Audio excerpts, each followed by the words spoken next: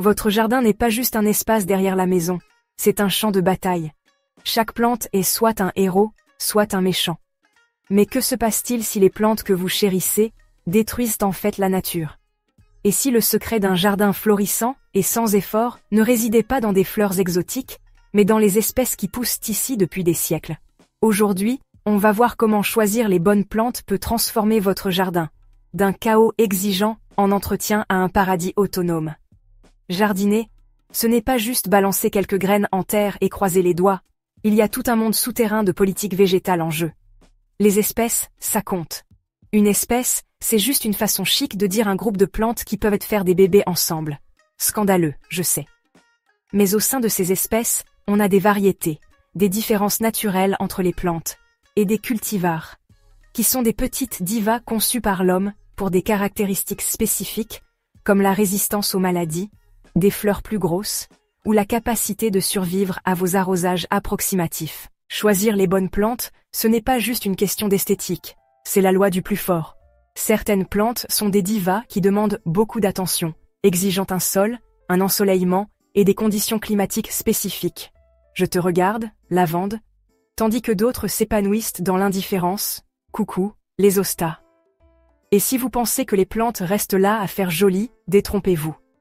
Certaines espèces coopèrent, comme les légumineuses qui fixent l'azote dans le sol pour aider leurs voisines à pousser, tandis que d'autres, comme les œillets d'Inde, agissent comme de petits gardes du corps floraux contre les nuisibles. Mais attention, certaines plantes sont de véritables menaces.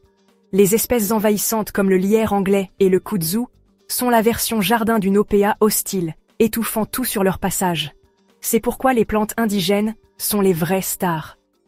Elles s'épanouissent dans votre région depuis des siècles, soutiennent la faune locale, nécessitent moins d'entretien et maintiennent l'harmonie dans votre jardin.